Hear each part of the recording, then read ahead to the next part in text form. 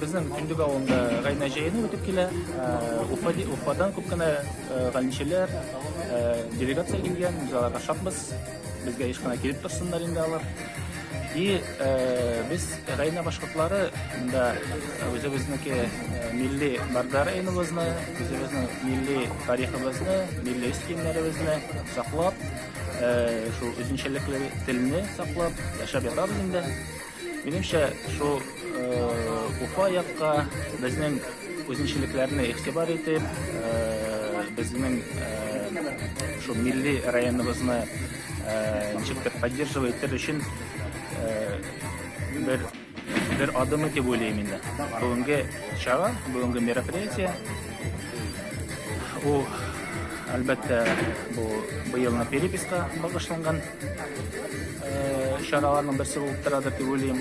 Чөнки перепис башкорт милләтенә бик авыр булачак быелгы перепис. Чөнки башкорт милләте әкрен-әкрен генә безнең якларда, северо-западта, Пермь краенда әкрен-әкрен генә сүнә, башкорт кешәве сүнә башлады инде. Моның факторлары бик күп, аны без төшенеп тормыйбыз. Ну, икенчедән, безнең шул башкортлыкны үстереп җибәрер өчен күп кенә эшләр алып бара безнең курултай.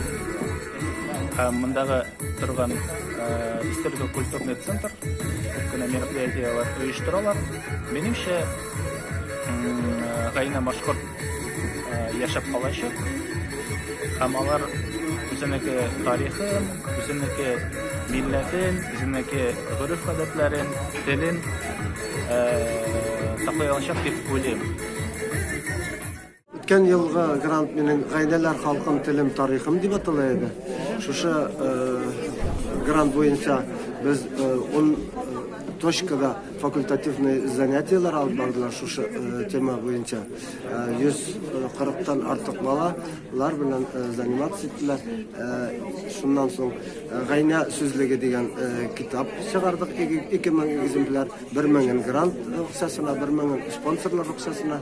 Шул гайна сүзлегенә 3000-нан артык керде, сүз керде. Шуннан соң местный язучының сборник стихов эшләдек гайна телендә. Шуннан соң барда Нурлы барда дигән газетка приложение чыгара башладык. Айына 4 тапкыр чыга газет. И ул 500 экземплярда гайна телендә чыгарабыз. Шуннан менә әле шушы грантның үткән ел шул грантлар буенча белән без ачтык Туктамыш Ишбулатовка.